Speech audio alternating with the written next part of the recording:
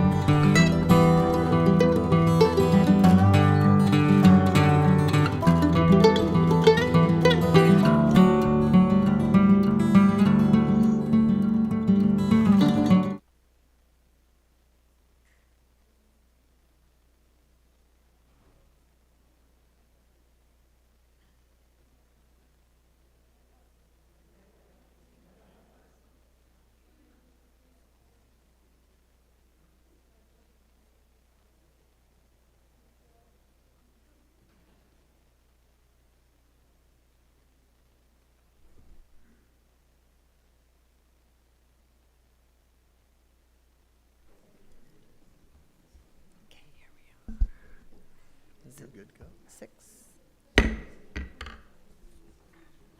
I now call the meeting of the Valley Center-Pauma Unified School District to order, and the time is 6:01. A quorum is present.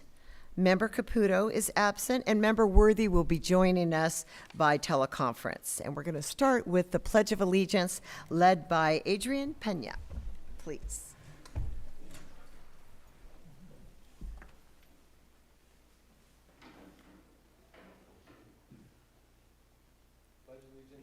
To the flag of the United States of America and to the republic for which it stands, one nation, under God, indivisible, with liberty and justice for all. Thank you.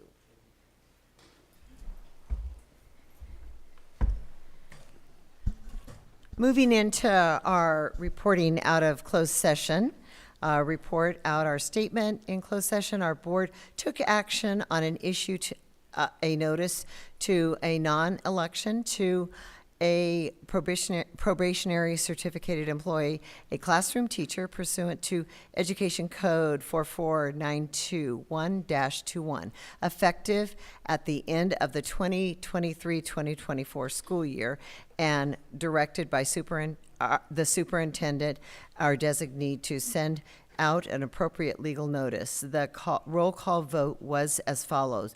Motion made by Member Beneman, seconded by Member Kolb Sr. The vote was Member Beneman, aye. Member Caputo, absent. Member Kolb Sr., aye.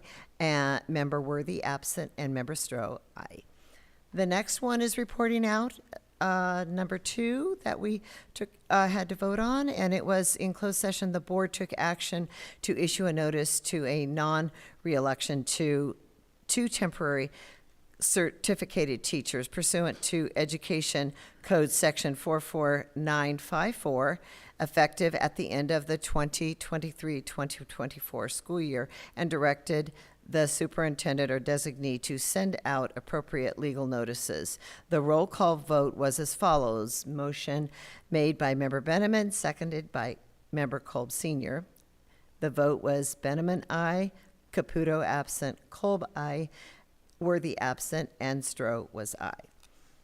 Moving on to the approval of the agenda, additions, deletions, and corrections. Moving into our recognition and presentations. Are you good? Yeah, well, you need to vote on the minutes. Yeah. Yeah. It's not on there. Yeah. Yeah. So, member approval of the agenda. Do I have a motion? Oh, okay. I'll approve the agenda. Thank you. Thank you. And a second? And a second. Any discussion? No. Okay, great. We will vote. Member Beneman? Aye. Member Caputo is absent. Member Kolb Sr.? Aye. Member Worthy? Aye. Oh, yeah, there you are. And Member Stroh votes aye. Moving on to the recognition and presentations now. The Pauma Valley School and Certificated Employee of the Month is Layla, and it's Akkad, and classified is Rosia Alvarez with Sarah Songer. And this is our very favorite time because it is so wonderful to honor these wonderful teachers who are there supporting our students. And thank you, Sarah. Yes, absolutely. Is this thing on? All right. I'm gonna. Oh. Yes, it's on now. All right. Well, thank you so much. I'm going to stick to the script because last time I went off, it got a little wild. Thank you. Thank you, School Board Cabinet and Superintendent McCowan, for having Pauma School here tonight to celebrate 2 amazing ladies for our Employees of the Month. Tonight, I will start by recognizing our dedicated, amazing office manager, Ms. Rocio Alvarez.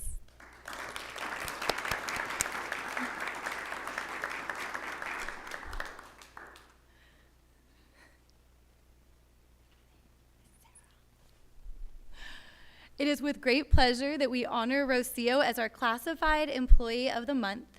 She is here tonight with her family and, of course, our Pauma staff. Rocio was selected for this recognition because of her commitment and dedication to Pauma School. She has been the office manager at Pauma for 4 years, and she has just been a consistent support for our staff and our Bobcat families. She jumps in to help whenever it is needed, whether we need a translator, support around campus, an event coordinator, or even just someone to cook us really good food.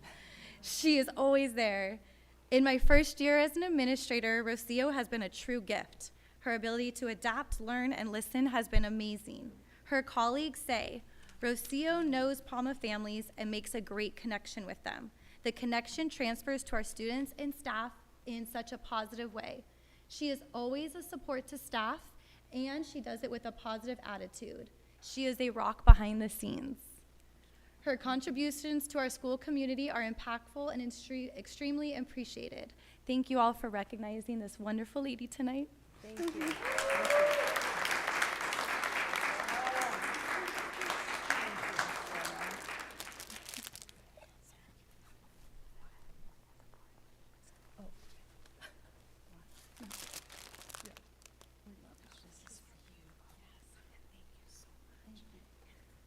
We also want to present you with our challenge coin, and I think the challenge coin's up there, and it's until the last moment, until the last child, we serve, we lead, we grow. And we just thank you as a district for keeping that motto and the fact that you do such good work. So Thank you. thank you for your hard work. Thank you.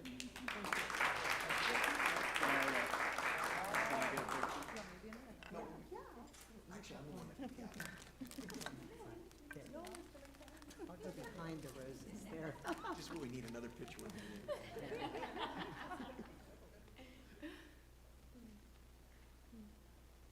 Thank you. Thank you. Thank you. All right. For our Certificate Employee of the Month, it is with great privilege to be able to recognize our fantastic first grade teacher, Miss Saccad.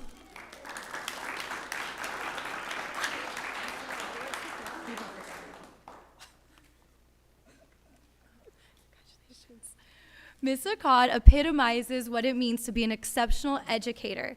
Day in and day out, she strives to create a nurturing and engaging environment where her students feel welcomed and are truly excited to learn. I love walking into her room and seeing her in action.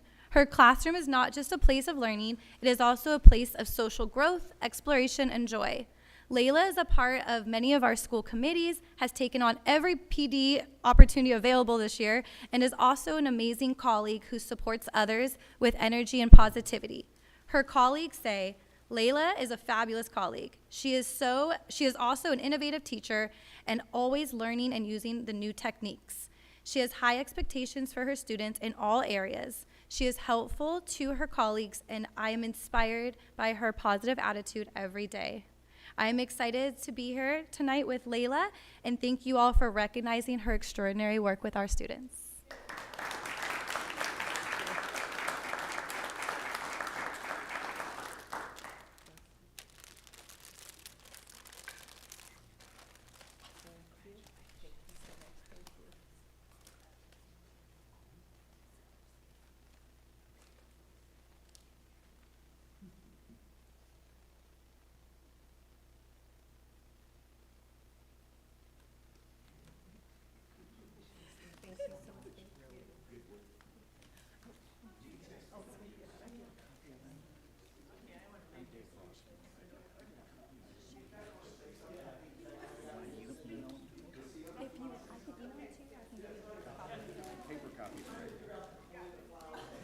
It's a lot going on. They said the same thing. Oh, yeah. Good evening, everybody. Mr. McCowan, board members, I am very honored to receive this classification or this award.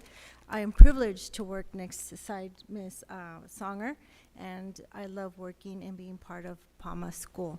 I'm here to serve my teachers, my parents, and the community. Thank you very much.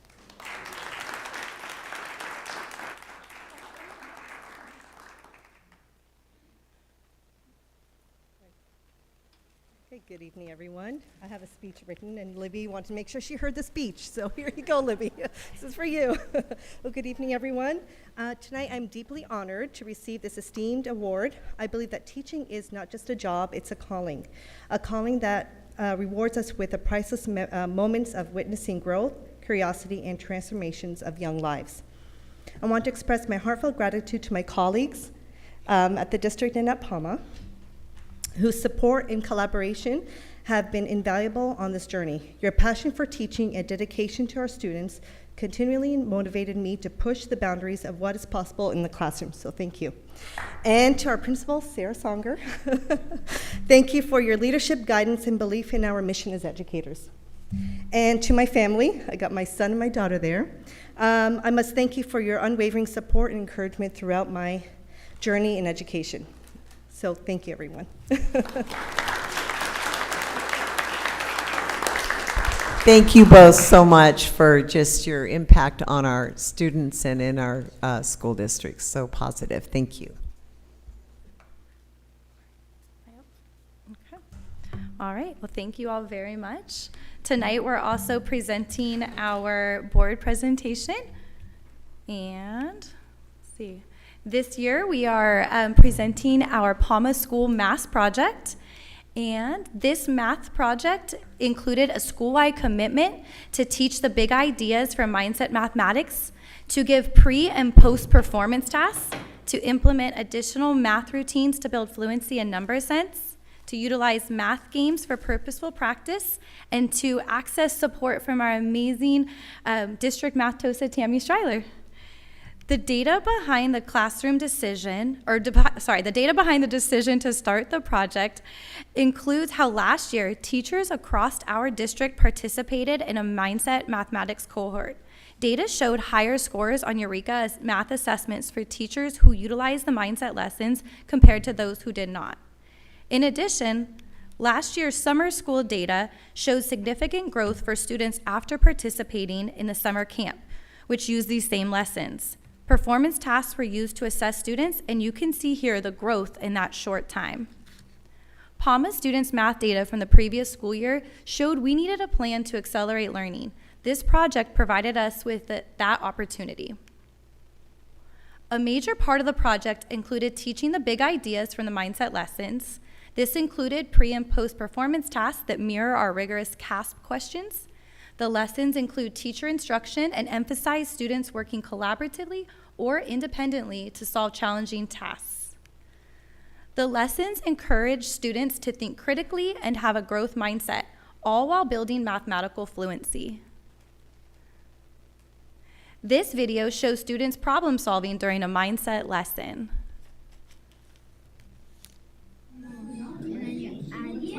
One of these, what is that? That means so 25. Okay. And wait, 35, 45. Because that's a 5 right now. And how many coins is that? That's 3. So you have 2 more coins you can take away. Yeah, that one we get is 27. Wow. Another part of the project included teachers utilizing math routines and games. This practice helps students build their number sense and increase their math fact fluency. What is this? This is why. 6 plus 5, 600.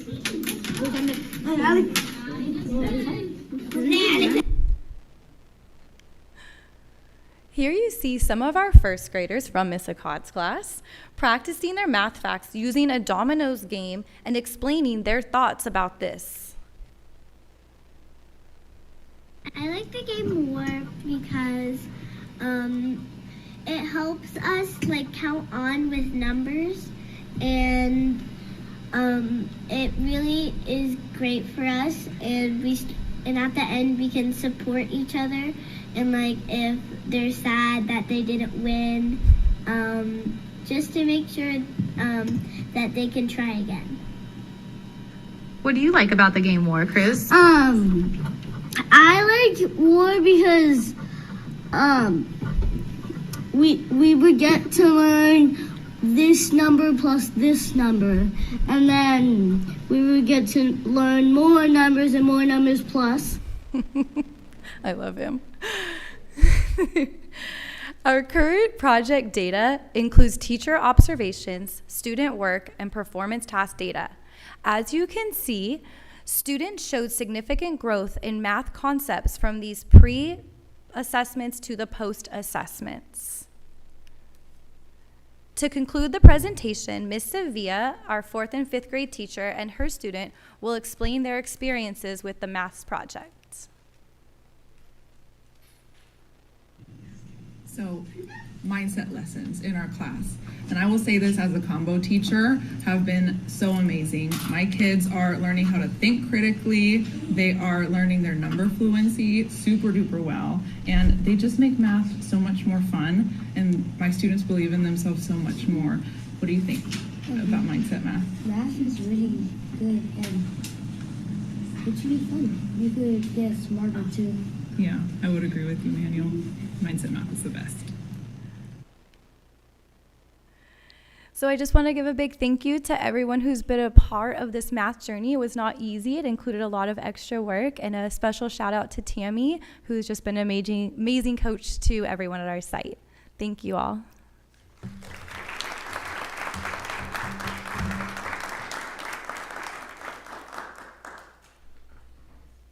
Thank you very much. That is exciting to see it happening and the kids excited about how they're learning and that they are learning and getting those facts. Thank you so much. And we're going to move into the recognition and presentations for the biliteracy seal. Great. Thank you, President Stroh. So it's my honor to present our graduates receiving both our district and state biliteracy seal. In 2013, our district became one of the first districts in California to adopt the biliteracy seal. Since then, students have obtained this seal every year, and the state of California has followed us by developing their own state seal of biliteracy. I think they got the idea from us. The biliteracy seal is an award given to VCPUSD students in recognition of their attained proficiency in 2 languages by the time they graduate from high school. The seal encourages students to value and pursue biliteracy, which is an asset sought by colleges and future employers. Biliteracy is defined as not only the ability to speak, read, and write in another language, but also the ability to understand that culture. Meeting the criteria to earn the biliteracy seal both in our district and the criteria at the state level shows the academic strength of each of the students that we're going to recognize this evening. It also shows the commitment and value of each student and their family during their time in our district. Tonight, I would like to recognize all of these students by reading their names aloud and having their pictures show up on the screen. So we'll start with our students who received both our district and the state biliteracy seal. They are Angelique Rangel, Ethan Resendiz, and Julian Rodriguez. Students who received the state biliteracy seal: Patrona Alvaro Mateo, Diego Bonilla Ibarra, Melissa Castellanos, and Alicia Gonzalez. Also receiving the state biliteracy seal: Angelique Rangel, Ethan Resendiz, Julian Rodriguez, and Hayrid Salazar. Our last receiving the state biliteracy seal is our Armando Vasquez. Receiving our district biliteracy seal: Brandon Barrientos, Clara Bond, Alexa Brown, Riley Carson, and Dylan Erdelli. Also receiving Isaac Frick, Maximilian Frick, Ricky Ghosh, Ashley Giron Ballesteros, Nancy Gomez, Genesis Gonzalez, Jeremiah Haros, Laura Juan Alvaro, Isabel Luna, Angelique Rangel, Ethan Resendiz, Clarissa Rios, Julian Rodriguez, and Ella Weed. Congratulations to all of our students receiving these seals of biliteracy, and we look forward to also celebrating them at their graduation coming in June. Thank you. Thank you. So at this point, we've moved something in our agenda to have the superintendent's report come right after the recognitions, because we've kind of turned the superintendent's report into sharing some of the good things that are going on at our districts and schools across the district. But to start that off, I'm going to turn it over to our high school principal, who's going to introduce a very special student to us today, who is going to share a speech that she won a contest with, and I'm going to let Mr. Little get into that. All right, thank you for allowing us to mix up the agenda a little bit. President Stroh, members of the board, Mr. McCowan, and district representatives, I would like to introduce Harup Boparai. Come on up, Harup. Okay. She's a 9th grade student here at the Valley Center High School. Harup is here because last Saturday she was declared the winner of the Optimist Oratorical Contest for California South. This is a contest that she has participated in since the 6th grade under the guidance and mentoring of Miss Rosa Allen, the Valley Center Middle School Oratorical Contest coach.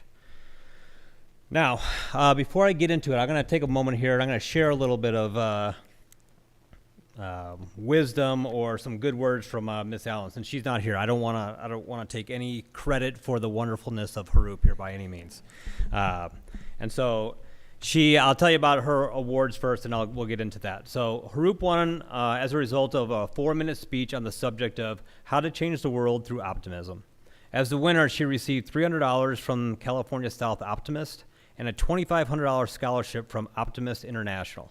And then on top of that, she will also be flown to St. Louis, Missouri this July to represent Valley Center at the World Championships at St. Louis University. So just to give you a little bit about her, other than the fact that she's obviously a fantastic speaker, from Miss Rosa Allen. I first met Harup during the pandemic when we were teaching from home. She was a 6th grader and eager to share her voice. In fact, that year our competition was via Zoom. She continued to participate again in 7th and then in 8th grade.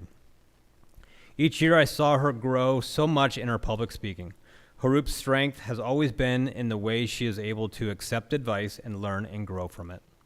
By far, this has been her best speech ever. I would like to thank our Optimist chapter here in Valley Center for their support in this competition. Harup representing us at the World Championships at St. Louis University in July is a huge deal for our little community. In the world of football, this would be the trip to Disneyland after winning the Super Bowl. It has been my honor, this being Miss Allen, to be Harup's coach in the art of public speaking.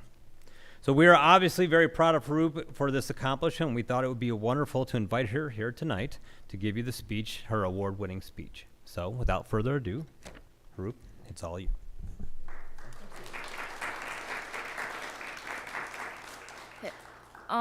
Before I start, I want to thank all of you for having me here tonight. And of course, I want to thank Mr. Little and Mr. McCowan for inviting me, and to Miss Osugi, who supported me quite a bit throughout the years. And of course, Miss Hernandez-Allen helped me a lot. And then I wouldn't have been able to do this without the Valley Center Optimist Club. So here's my speech. Okay. How to change the world with optimism. The severity of your problems is a matter of perspective. Change your perspective, and most of them become insignificant. Some of them will no longer exist as problems, but opportunities instead. These enlightening words by Ernie J. Zelensky speak the truth. Optimism is the hopefulness of the future, the confidence that things will turn out for the better. It's the perspective on life that you have which changes the life you and those around you live. Change your perspective, change your life. Change your life, change the life of others. Change the life of others, and you change the world. Rarely does a day go by without us hearing a bit of bad news. You failed. You're fired. I'm breaking up with you. Never does a day go by without us needing to look forward and move on. When we fail to do that is when we forfeit our ability to live a successful life. Take Helen Keller, for example. She could have given up, resigned to living a short, unmeaningful life, and yet, with the help of so many people, she managed to have a significant impact on the world. When a car gets in an accident, the entire freeway doesn't shut down. A couple cars may stop for a few moments, some might slow down, but in the end, they keep on driving forward to their destination. The world does not stop running for us. We must keep on going for the world. Optimism is not just some word thrown around carelessly. It's a mindset. It takes effort. And when we find it within ourselves, we can manage to change the world. Optimism is a catalyst for change. It's how Thomas Edison created the light bulb after failing so many times. How Albert Einstein fled Germany and became one of the most famous scientists known to mankind. How Marie Curie was able to become the first woman to receive the Nobel Prize despite the sexism in her home country. In spite of all their hardships, they never lost hope for a better world. They and other like-minded people fought against all odds to bring about a difference. They were optimistic that things could change, and the thing about hope is that it's contagious. It was with that mindset, with that perspective, that they managed to change society and the times. This same optimism is what helps people through the rough patches of life today. All of these people were innovators who had a dream that was led by the confidence that things will turn out for the best. So as Martin Luther King Jr. once said, "We must accept finite disappointment, but never lose infinite hope." With optimism, we gain the strength to do what we believe in. It is with our morals in one hand, determination in the other, and hope at the forefront, we make a difference. So we must ask ourselves, what is optimism? Optimism is a mindset fed by resilience and positivity. Waking up every day, we should promise ourselves to have a good day, to go through our day with enthusiasm, never letting any rain wash away our desire for a bright future, to conquer adversity with tenacity. As Andy Grammer sang, there are only rainbows after rain. And when we exude confidence and optimism, we pass it on to those around us. Change your life, change the life of others. Change the life of others, and you change the world. Thank you.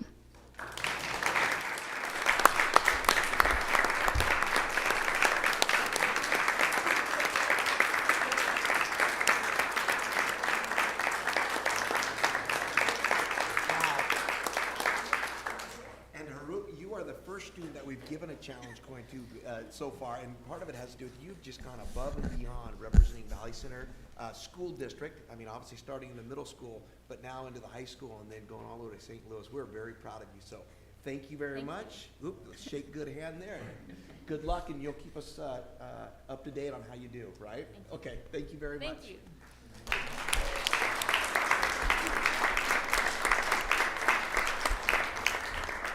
Was that not the most amazing breath of fresh air, historical? She's your baby on optimism. She has a great future. What a beautiful, delivered, and so truthful and so hopeful. Thank you so much. And at this time, is this? Yes. Yes. If you came for the No. We'll do the superintendent's report and everybody. I thought you did it already. Oh. No. That was a little part of the introduction. We just got so much good stuff. We got so much good stuff, so we started off with. Not to mention how great you did, Thank you. Harut, but what a skill. Oh. You know, I mean, when you look at the different skills, being able to stand up in front of people and speak so clearly, just amazing. Well, not only stand up and do it, memorize it, and write it. Yeah. Right? That's amazing. And I kept the timer just because I kind of am into that, you know, and write real close, real close. So, but anytime you want to practice, I'd be more than willing to listen. Okay, let's get on to some other things that have happened along this last month. We've had quite a few different recognition stuff. We had our Lunch Hero Day, and here you can see our different CNS departments celebrating and wearing their Lunch Hero shirts. We also have our Teacher Appreciation Week, which is happening right now. Teacher Appreciation Day was Wednesday, and I want to thank everybody that's reached out to our teachers and thank them for the great job that they're doing. I think it's each one of the school sites have had different events, such as luncheons and stuff, and I think tomorrow's a big one that Julie Stroh helps out with. I want to mention the middle school band a little bit here. They went to the A.B. Miller competition. They took first place. Sure High School, they took first place. The semifinals in Riverside Poly, they took first place. And championship, they took first place. In summary, they took a lot of first place. So welcome to our congratulations to our middle school band. Also, our Valley Center High School choir was out, and we took a second place at Knott's Berry Farm, and you can see there they're holding their trophies and having a lot of fun at the competition there. Every 15 minutes assembly at the Valley Center High School. There was a great article, front page of the newspaper this last week, if you got a chance to see that. We do kind of different versions of every 15 minutes, pretty much every year, but it's every several years that we do a full-blown version, and this, in fact, is probably the most complete every 15 minutes program that we've put on. It was put on with great success from our leadership team of students, our ASB, and Mr. Little and his administration team. So great job, very meaningful, and I think a lot of our students got a lot out of participating in that. Next thing that happens, and one of the reasons we do it this time of year, is we had the Valley Center High School prom. This is a little picture of the students having a great time. It was held at the House of Blues. I hadn't been to a prom in several years, but I went down to this one, and it looked like everybody was having just a blast. Lots of chaperones running around checking on everybody, so thank you to the staff and everybody that put that on with our students. This is a reclassification ceremony. We had 125 students reclassified. I know those are a bunch of little pictures, and in some of those we have some little people. So we were, Mason and I had a great time congratulating our students who have made that next classification, a really fun night. Speaking of our biliteracy seal, we also have two administrators that are here tonight that received, actually, administrator that received an honorary leadership in biliteracy, and that was Dr. Mesa Batar, who's here with us tonight, the director of school special projects, and then our third grade dual language teacher at the elementary school, Rosa Pearl Vega. Both received a certificate and recognition at a great dinner, and then our district was also recognized for our pathways for biliteracy, and you can see there's Bill and myself, and I just had to show this picture because I'm not sure the guy's name. I've met him several. He's quite a character. You can see in the picture, but it was a big honor for our district. I think there was only 3 districts honored that night. So lots of thanks to our bilingual program and our teachers and administrators that work in that program. Legislative action days, just to kind of report back to the board. I did go up with a set of superintendents and a couple other administrators throughout the county. It was a statewide event. I went to Senator Jones' office and also to Assemblywoman Maria Waldron. Sorry about that. Maria Waldron. I went to another one from Huntington Beach. Unfortunately, we don't usually get to meet with the representatives themselves, but a couple of things we talked about was, one, fully funding Prop 98, and that's our LCFF, and one of the reasons we want that fully funded is because with the decline in our student counts, also the decline in the state budget, we still need the funds to keep our schools open. Emergency school closures, there's something on the list right now that Governor Newsom would like to make it to where if your schools get shut down in case there's an emergency in your town, that you have 5 days, and after 5 days you must have every student and teacher up online holding classes. Problem with that is when you have wildfires that go through your community, and we're used to that, or not used to that, but we've experienced that, it's more than 5 days before people get back placed where they're at. So you got people displaced all over the county and the state possibly, and they want us to start school up, or you lose your funding. Right now, there's a mechanism already in place when we have emergencies, and we want it just to stay there. It sounds good that you'd be up and running within 5 days, but the reality of that on the ground, it's not safe, and it's not really feasible. The other thing is reinstate the transitional kindergarten funding commitment. So we are going into that next round of transition kindergarten. There's also a different staffing ratio that they want us to have. But so far, with the way the budget is, it looks like they will not be providing the funding to move in that direction. So what we're asking the state to do is, hey, hold off on that or give us the funding and then we'll move forward. Safe and modern schools and school facilities bond. That's a bond statewide. We'll be talking about our school bond in a little bit, but one of the things with the bond is we would like to apply for matching funds, which is a mechanism the state uses to help you to maximize the tax bond that you pass in your community. And obviously, we'd like to see the state move forward with that bond. And then the last one is streamlined accountability. When Governor Brown was in office, he came up with the LCFF, local control funding formula, really put the money in the hands of the school board and the community to decide how this money was going to be spent in schools.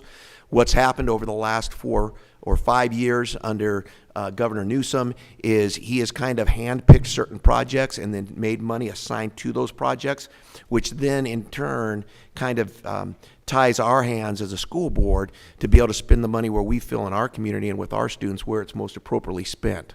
So we spend time working on all of those, 5 different areas that we try to emphasize with our representatives to look at as the votes come up on the floor. So I want to appreciate the board sending me up there. It was a very worthwhile trip. I'm not really big on flying, and especially in 2 back-to-back days, but I think it was well worth it. And panelists needed next 2 weeks, I think. I know the dates up there. I just, May 23rd. No, actually, it's in June. Do you know the dates?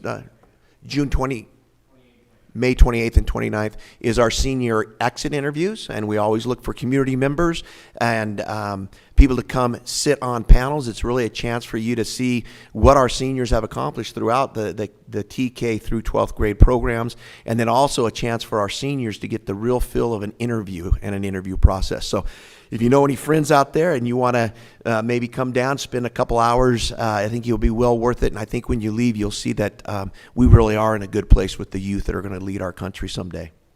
And the last thing up here, exciting new news from the JAG auction. Wanted to thank Julie Stroh and Jolynn Duff and the rest of the foundation. They raised at the last auction $88,000, a little over $88,000, the highest amount that we've raised as a school ever in 25 years. And I think if we were to go back, I think it was 10 or 12 years ago that we had 81 something and some change. But really coming out of that and coming up with 88,000 was a great night and a great event. So thank you everybody that attended that, and what great community support we saw that night. And with that, and before that, this concludes our presentations and recognitions. If you came for that part of the meeting, if you would like to exit now, you can. But thank you for coming, and to teachers and staff here, happy Teacher Week, and all certificated teachers. Thank you. Thank you all for coming. We'll give you a few moments here.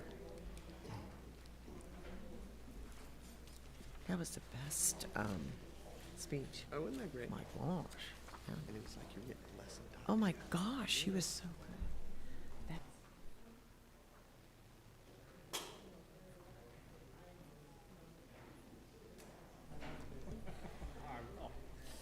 Okay, we will move into request to address the board. Have I received any? There's no request tonight. Okay, so being none, we will go to the consent agenda. Do I have a motion? Yeah, so I'll make a motion, but this month it was my job to review the purchase orders. I had my questions answered, and I move that we approve the consent agenda along with the updated personnel listing. Okay, thank you. And is there a second? And by Member Kolb Senior. And any further discussion on that? No. No, being none, we will vote. Member Benjamin? Aye. Member Caputo is absent. Member Kolb Senior? And Member Worthy? Aye.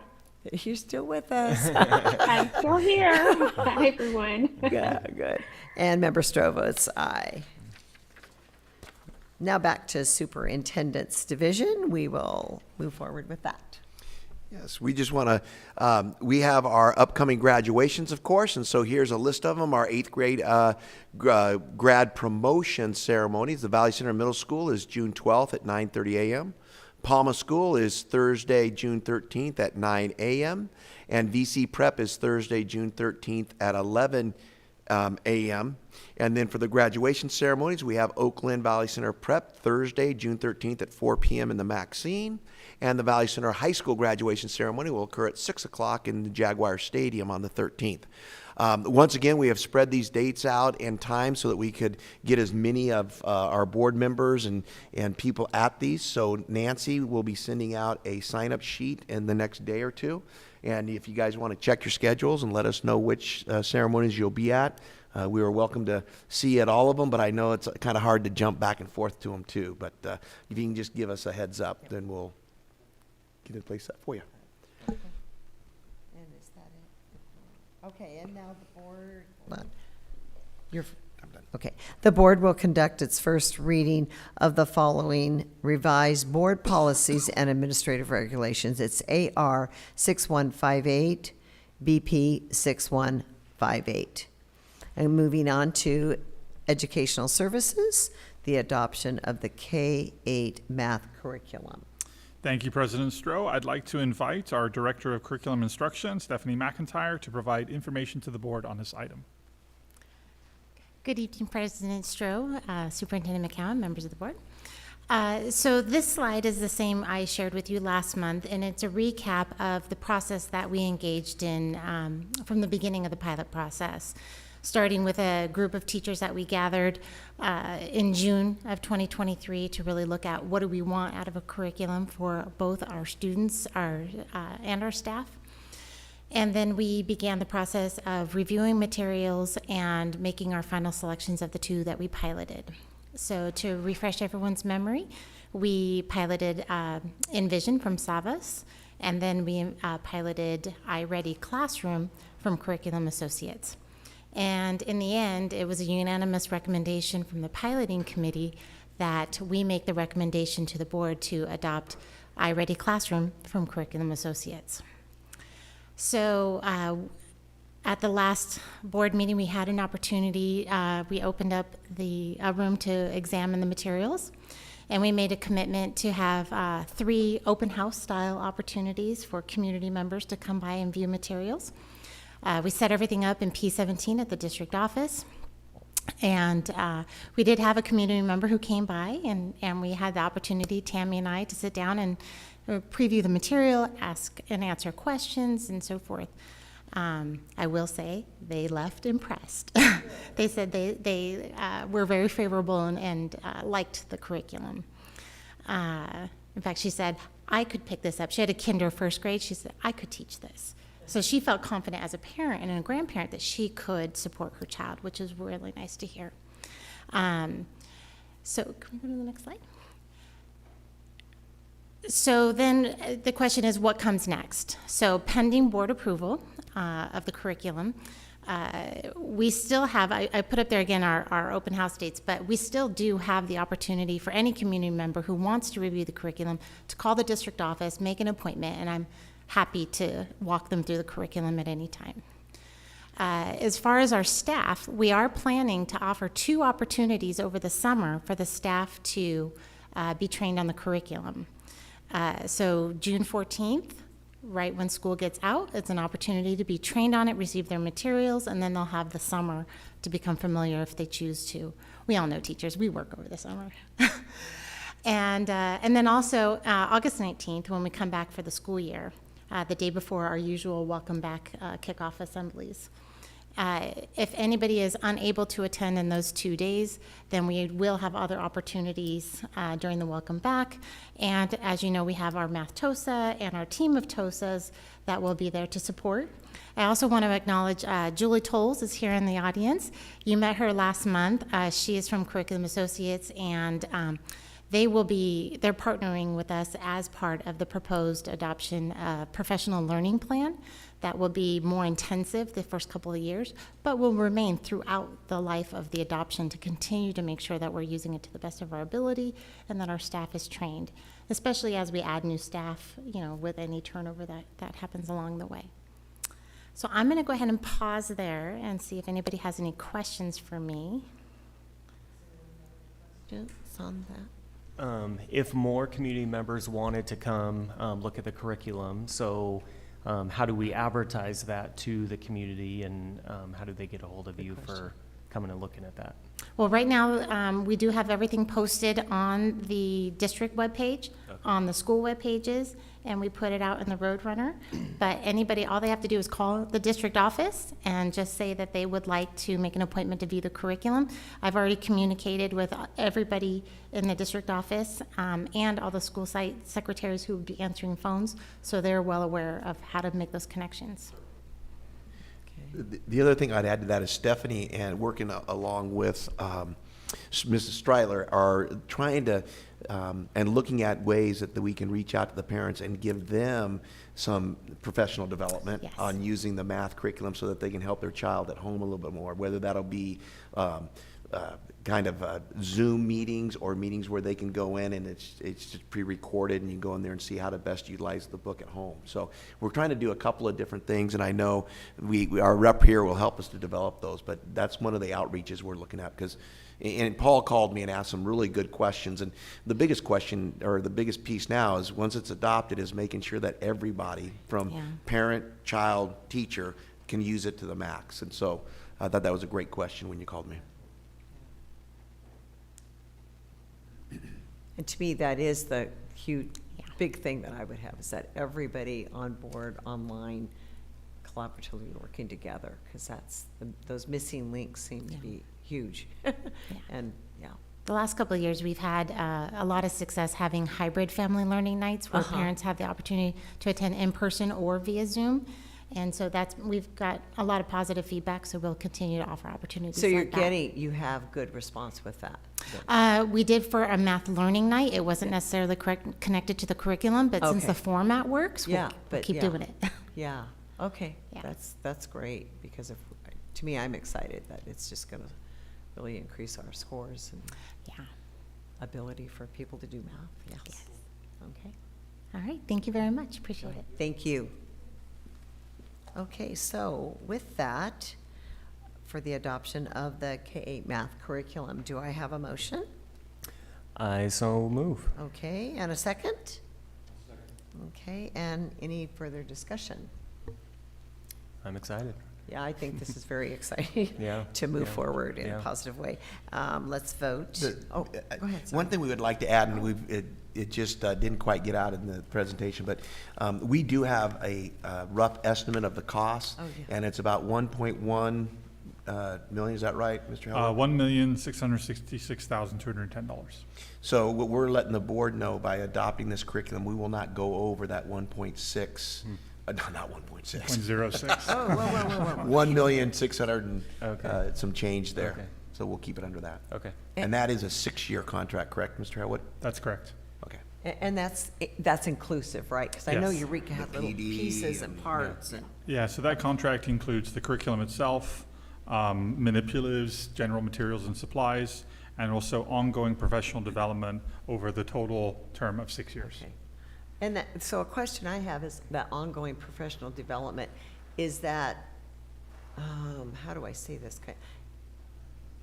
That's expected, that's from the teachers to continue for themselves to get that professional development to enhance. So Right, it's so not just. in the first year, the way that some of that professional development will look like is we have the 2 opportunities for teachers to come in on kind of buyback days and be paid to come back and learn the curriculum. For people that can't do that because their summers are already planned, we do have a plan in place where they would meet individually or in smaller groups and get the same kind of lesson to get the year kicked off. And then we have our ERD days, our early release days, and we're dedicating those early release days next year at K-5, and then middle school math will be for this math curriculum. So it'll be ongoing for the first year. In the succeeding years, it'll be a little bit less because you've trained the bulk of the people, but we'll be continue training and moving up. And if we see that we need more training during that time, we can always go back and apply for more training with them. Okay. Okay, thank you, thank you. All right, so any other questions? No? Okay, so let's vote. Member Benjamin? Aye. Member Caputo is absent. Member Kolb Senior? Member Worthy? Aye. And Member Stroh votes aye. Okay, moving on to our LCAP Planning and Development, proposed LCAP goals and actions 2024-2025. President Stroh, members of the board, Superintendent McCowan, district staff, and guests, thank you for your time to present an update regarding our LCAP development process. Tonight, I'd like to share with you some of our proposed goals and actions for the coming 24-25 LCAP, gather any input that you might have, and answer any questions. Each step in our district's LCAP development process, we continue to explore the through lines of current success, needs to be addressed, ongoing opportunities for growth, and most importantly, meeting the needs of those in our learning community. From the feedback from our families, students, and staff in schools, we learn where we're being successful and how we can continue to ensure that all students are growing academically, socially, and emotionally.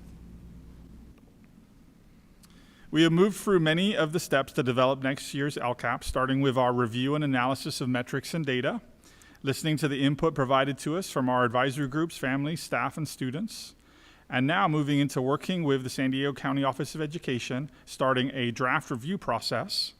And it is those initial drafts of goals and actions that I'd like to focus on with you tonight. And then you can also see the additional steps that we have remaining that I'll review at the end.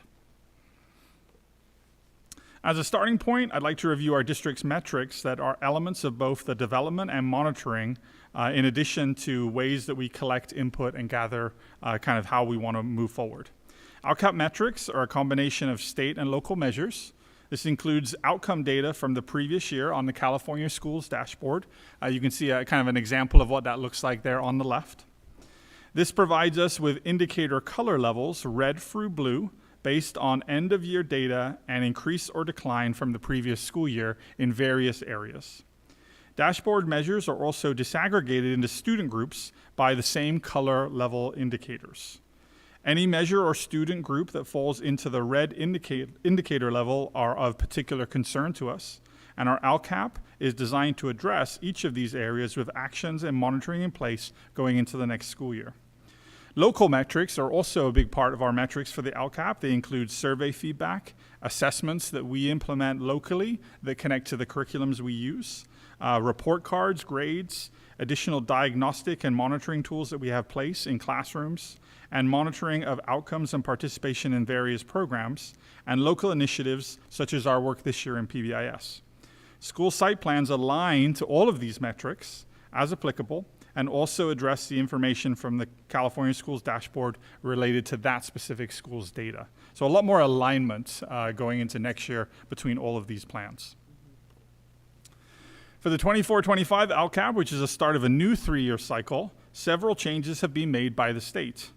This includes a change to 3 types of goals: broader goals that encompass wider efforts of the district, focus goals that are more specific and time-bound, and the equity multiplier goal that focuses on school sites with a significantly higher socioeconomically disadvantaged population and a high level of movement in and out of those schools.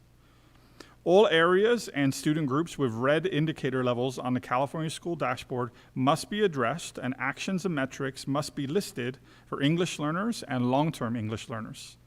When the LCAP document is presented in June, you will also notice changes to how information is presented. The actual document itself will look different. And when presented in June, we will follow a formula that you see here on the bottom, where we have a metric, a target for a 3-year outcome, and then the actions that relate to that metric and target. So just as an example, if the metric was English learner progress, our baseline, which would be our current data, 45.9, our target 3 years out, we would like to increase that to 60%, and then all of the actions that we have in place for the current year to move us in that direction. So that's kind of that's something that's very similar to in past, but it's kind of been updated for this new template. As you are aware, our LCAP has 3 continuing broad guiding goals for our district. The first is that every student is actively engaged in learning, feels safe at school, and demonstrates good citizenship. And here you can see some of the proposed actions that will be in our LCAP for the coming year. Many of these are continuing from the previous year, so this isn't all new. But as it's going into a new 3-year cycle, we present this as kind of a brand new series of actions. But you can see some of those will look very familiar. And this is kind of a summary of all of that. In reality, in the LCAP, this will actually be about 20 pages long, this one part right here. It's a pretty long document. Yeah. Our second LCAP goal states that every student receives high-quality instruction leading to academic achievement and physical fitness, successfully preparing them for college and career readiness. This is another broad goal that's been with our district for quite a while. So here you can see some examples of those proposed actions that relate to Goal 2. Some are based on staffing, some are programs that we would have in place, materials such as iPads and Chromebooks that are part of the educational process that we have, and then a lot of professional learning throughout our district. Our third LCAP goal directly focuses on the state priority of parent involvement. Parents, guardians, and students are informed with timely district, school, and classroom information and have opportunities to provide input for decision making. So here you can see some of those proposed actions for Goal 3. As you heard Mrs. McIntyre and some of the other people mentioned, we've had, I see a growth in our district with our parent workshops and some of the things that we're offering. So those are some of the things that will continue again going into the next year. And then all those other things kind of relate to that. How do we get the message out about that? Parent communication systems, and then the various software that we use to make sure that we're meeting compliance requirements and planning for our district.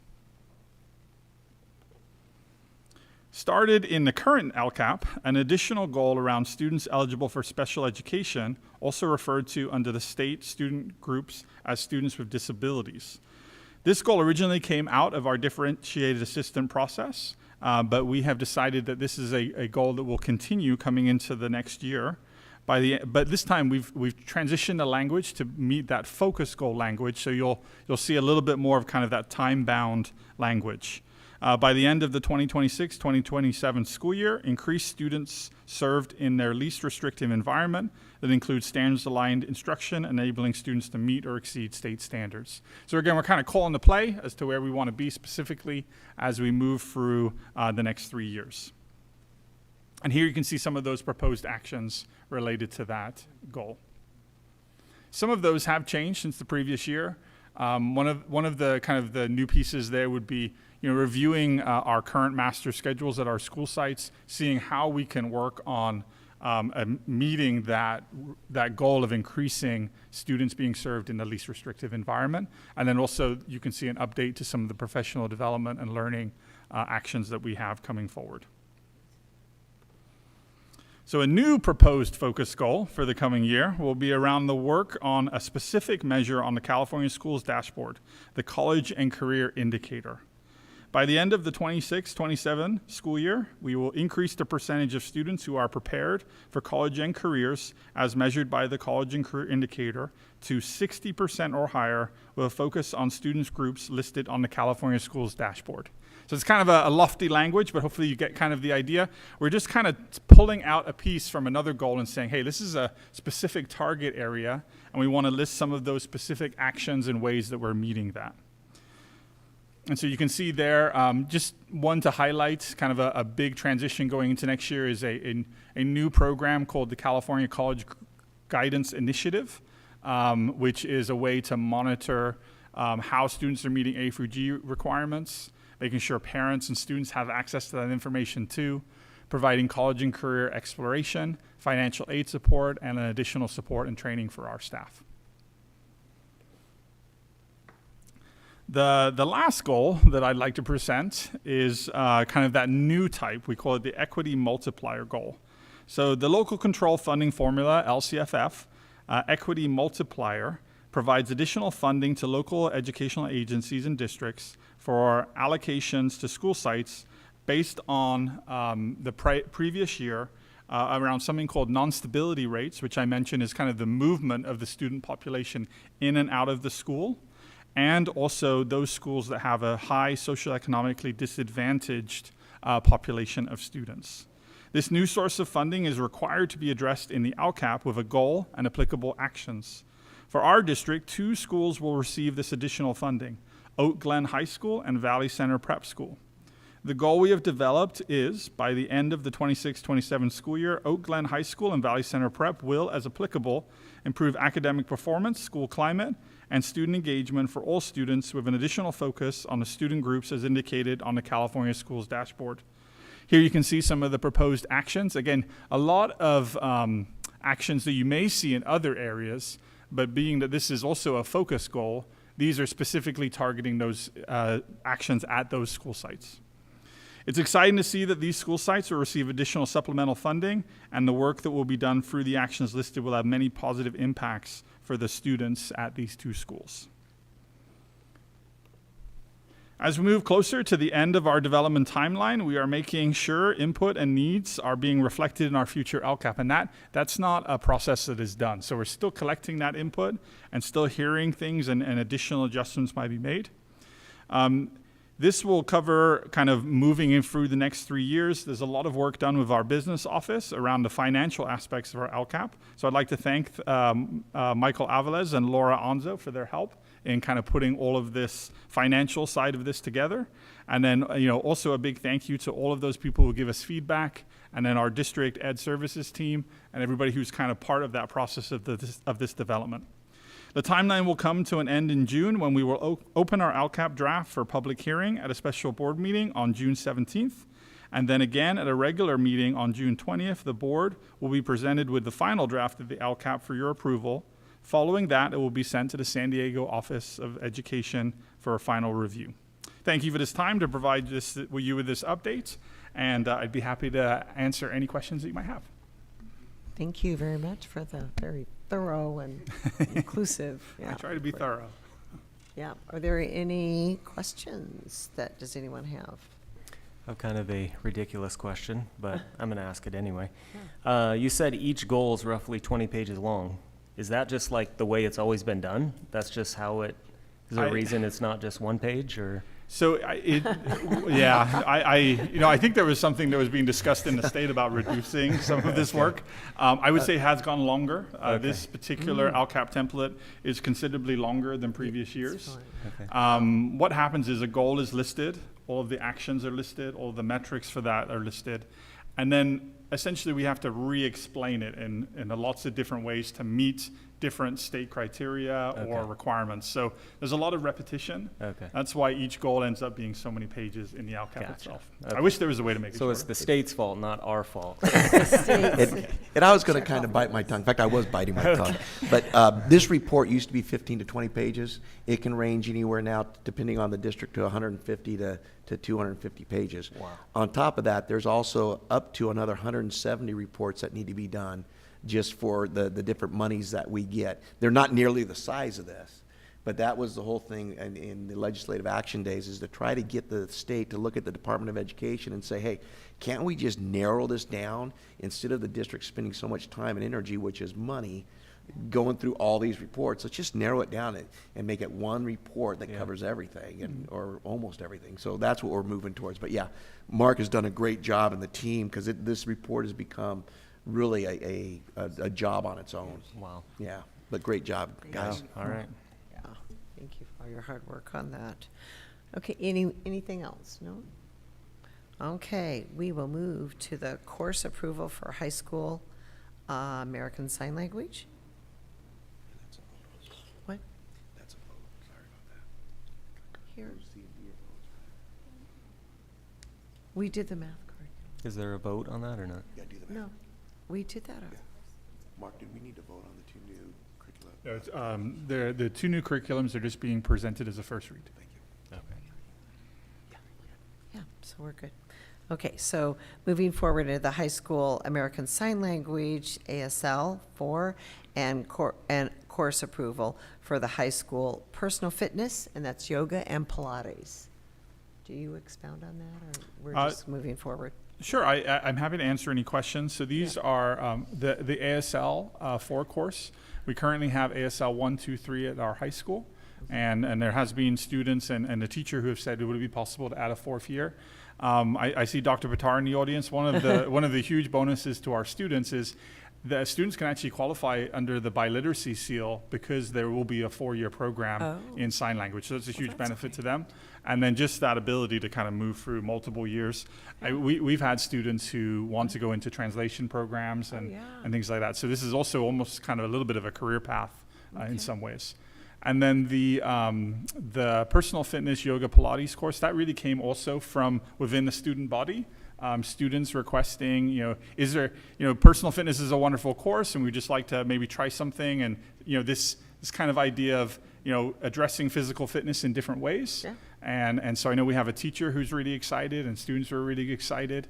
So I think this will be a really kind of unique and fun offering for students and kind of aligning with our goals of physical fitness in our district. And that's going to be taught by the teacher to the students, not correct. Video or anything. Okay. No, good. yeah. Good, great. Yes, I would. Great. I would have to have the teacher to explain more of that. But yes. Yeah. Good. Well, sometimes they have videos. You do all I hear a future board presentation, maybe. There we go. Maybe we can have a course and have the board members go through it with us. Yeah, there we go. We could do that.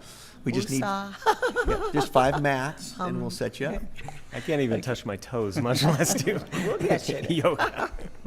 Okay, moving into the business portion, the adoption of Resolution 2023-2024-18 to authorize general obligation bond election of the Valley Center-Pauma Unified School District, and I'll turn it over to Superintendent McCowan to explain.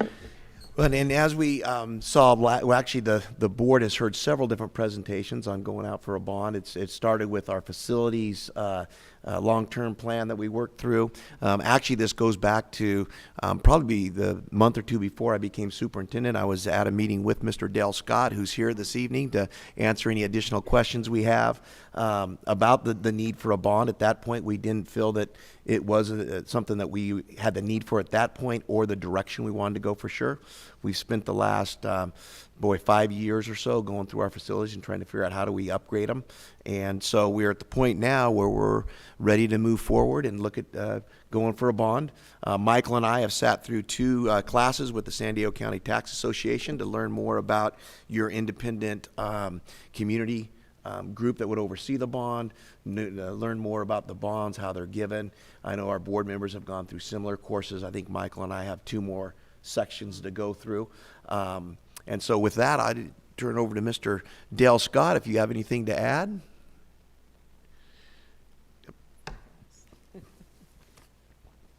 Do appreciate you making it down here tonight for us.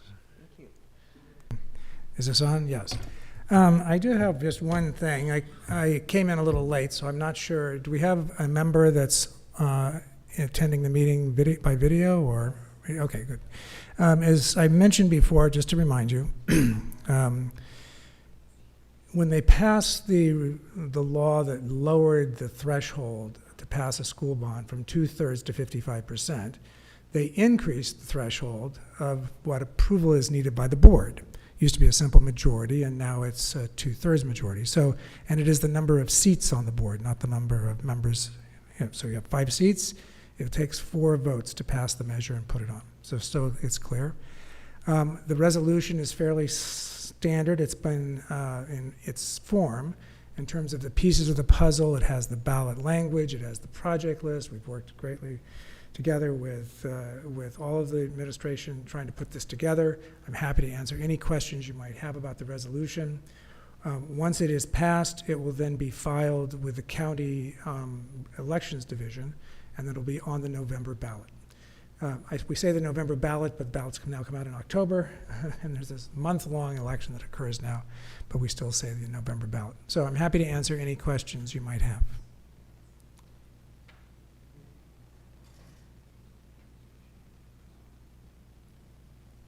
So, and then President Stroh had a great question. Who writes that ballot language? Yeah. What's going to be, what they're going to read on the ballot language is partly written by the state, because state law requires quite a few pieces that, Sure. there's only 75 words that you get. Right. And it has to be a question, and it has to be one sentence.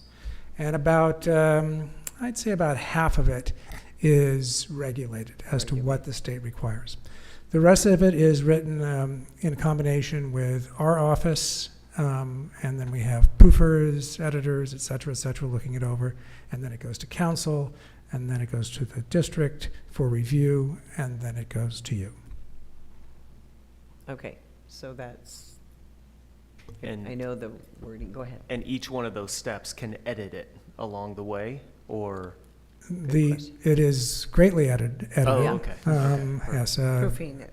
I mean, to the day where it's finally sent to you. Oh, okay. We're still tinkering with it. This language, I mean, just to be clear, this is not something we look at as, well, let's just take what we did last time or take what the other group says. I mean, we work with the survey that we did. This language is really looked at word by word over and over and over again, because it really is important not only in terms of your success, but also it's important to communicate as best we can within the constraints that the state gives us what it is you're going to do with these funds for people that are voting. When they read that, they get some idea. I'm not going to say they understand it all, because it can get a little bit of convoluted, but still we're trying to give them the big picture and the protections, the taxpayer protections at the same time, and fit it into one sentence that reads reasonably well. And remind me, you help us through that entire process until the actual election. We help you through the entire process through the election, and if you're successful, until the money is in the bank. Okay, gotcha. Right. Okay. And do you do any further vetting or reaching out to our community to see, asking questions that are pertinent to getting that, addressing it for passing the election? Once the measure goes onto the ballot, then it becomes more of a one-way street than a two-way street. It's information that you are putting out to them to better describe what you're doing. So, for example, the first was something that's called the argument. You've probably all seen the arguments in your sample ballot. That's actually the district's argument, and we'll coordinate with you the drafting of that argument and then who signs that argument, and that's a fairly important piece. Then we'll work with the superintendent to decide what information then should go out to voters. You have the ability, of course, you can't advocate on behalf of the bond. That's against the law, but you can educate. And so there'll be information that's sent out, and as much as you want or as little as you want, but it has to do with frequently asked questions. What is a bond? How much is it going to cost? What are the projects? Where is it going to be? There can be town hall meetings. There can be items that are put onto your website. There can be direct mail from the district. All of those pieces, as long as they're vetted by council, we do for you. But I guess what I'm asking is that I know I saw the survey that you did do. Will you do a more extensive one? Because I thought it was a little limiting as far as the amount of people that you were able to survey. Will you be able to reach out in maybe a different way or something to get a broader? We'll be reaching out in a broader way to educate what they're doing. We will be sending with the district's permission, and of course you have to pay for it because it's U.S. mail. But there'll be brochures sent to every voting household in the district. So the survey is, it's a costly experience. So you don't want to. You can ask it many more people. It's just it costs a great deal more, but it's not going to increase the reliability of that survey greatly. The diminishing returns really go pretty quickly with those. So there won't be any more survey work, but there'll be a fair amount of communication work. Okay. All right. Great. Any other questions? Okay. So I think that's. Thank you very much, and we will move forward. Do I have a motion? So moved. And a second? Okay, and a second. Any further discussion? We discussed it a lot in all these other meetings, yeah. Right. Okay, so let's vote. Member Benjamin? Aye. Member Caputo is absent. Member Kolb Senior? And Member Worthy? Aye. And Member Stroh votes aye. Can I just make a comment at Yes, the end here? Now absolutely. that we have officially voted that we will go on for a bond, I think it's a big step for our It's huge. district and a big step for our board. A lot of work left to be done. Just to give you an idea of some of the next steps, Julie, myself, and Michael will be meeting with the San Diego County Tax Association next week, presenting about 15 minutes worth of here's why we're going for a bond. They'll ask some questions to make sure that they get a good feel for the success of our bond and the expenditures and that they're needed. That we've got everything lined up. And then I've had several community members reach out to me about forming a campaign, and that would be something that would be done outside of the district necessary. And so we just got, some of those things that we'll get rolling on. And I think Dale mentioned earlier, nowadays our elections start in much earlier than November, right? So, but thank you, and we'll see where we go with it. Yes. And one question, because aren't there a lot of districts that are reaching out for bonds right now? Yeah. Because I thought that was very interesting. This is a year that there are, and Dale shared this with us, it's a year that a lot of districts are going out for a bond. And I think some of that has to do with the presidential election, and some of it also has to do with the state most likely going out for a bond also. So I think those factors. Factor in. Yeah. In our favor, hopefully. Okay, thank you very much. And we will move forward into approval of the contract for bulk fuel. And do I have a motion on that? So moved. I think that's great. A second? And a second. Any further discussion? I think it's a wise thing to do. And we will vote. Member Benjamin? Aye. Member Caputo is absent. Member Kolb Senior? Aye. Member Worthy? Aye. And Member Stroh votes aye. Moving on to advanced planning. Special board meeting will be June 19th, 2024 at 6 p.m. VCHS Media Center. And then we have one more on June 22nd at 6 p.m. In the VCHS Are those- Media Center. Mine are corrected on here to the 17th and 20th. Yes, sorry about that. It says the 19th. Yes. It's a misprint. Okay, misprint. Back that out to the 17th. And the 20th. And the 20th, not That must have 22nd. been a That was carryover. like, whatever. It must have been from last year. Okay, so we have it June 17th, 2024, 6 p.m., and then June 20th, 2024 at 6 p.m. Correct. For the meeting. And do I have a motion to? So moved. And second? Okay, and any further discussion? Nope. Okay, we are done. And Member Benjamin? Aye. Member Caputo is absent. Member Kolb Senior? Member Worthy? Aye. And Member Stroh votes aye. And it is 7:18, and we are adjourned. Have a great week.